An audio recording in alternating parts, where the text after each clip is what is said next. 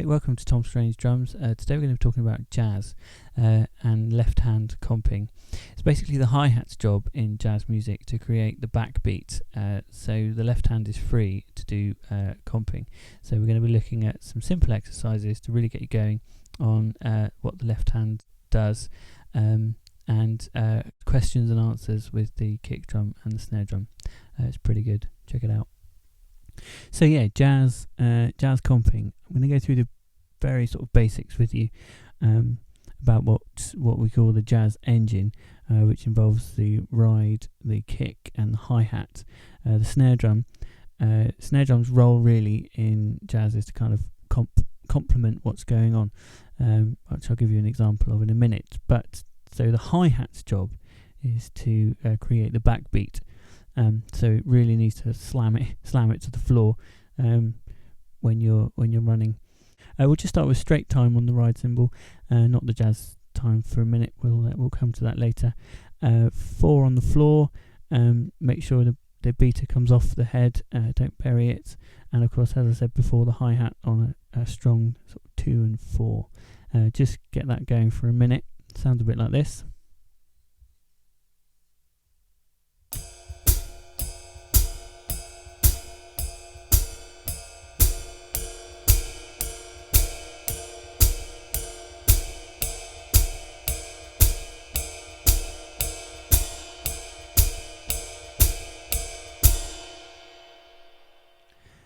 So yeah, make sure that you've got real opportunity of things kind of flamming off of each other, not getting them actually exactly bang on together, but you really must get them together, otherwise it will sound like a big mess.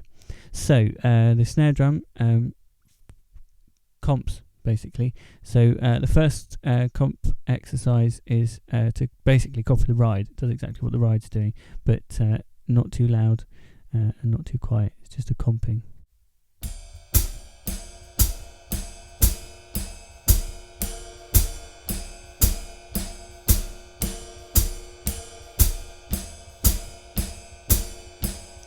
Not too loud. It's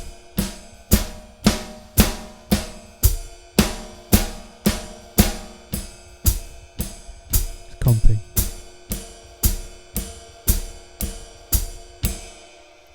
Okay. If I didn't say it before, heel up on the hi-hat. Really get that nailed down, buried down. Okay, so the second exercise is to the snare drum now does the skip note. So the skip of the shuffle, I suppose. The engine, the ride, the kick, and the hi-hat stay exactly the same.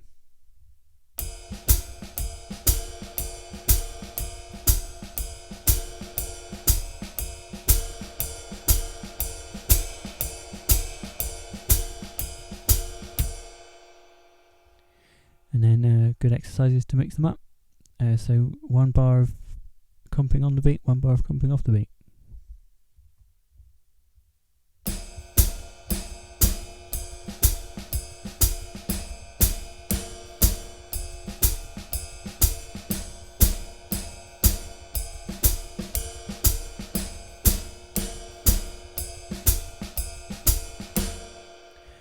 So when you get from off the snare drum coming off the beat onto on the beat, you've got the 2 little skips. Okay, that you've got to watch out for.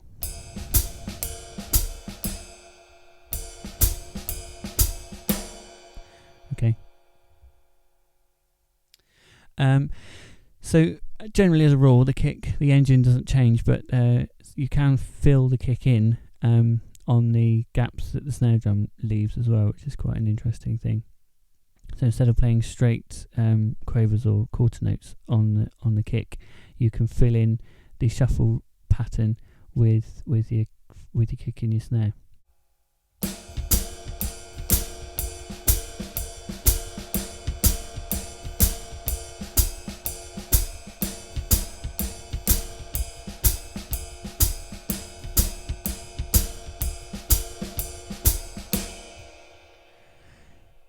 So yeah, what I'm doing with that is basically the kick and the snare are playing sort of intermittently with each other.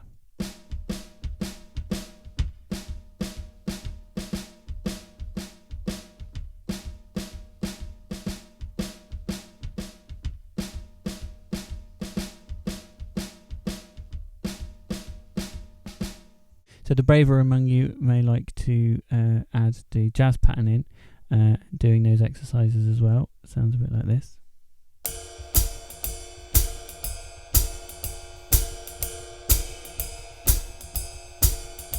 Just the snare at the minute.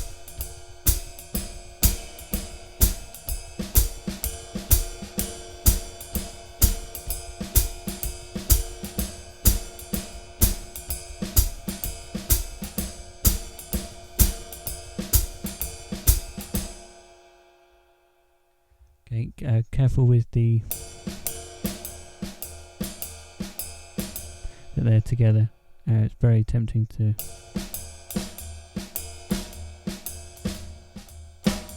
make it sound a bit messy. That was intentional, by the way. And then, as I say, the question and answer with the kick and the snare.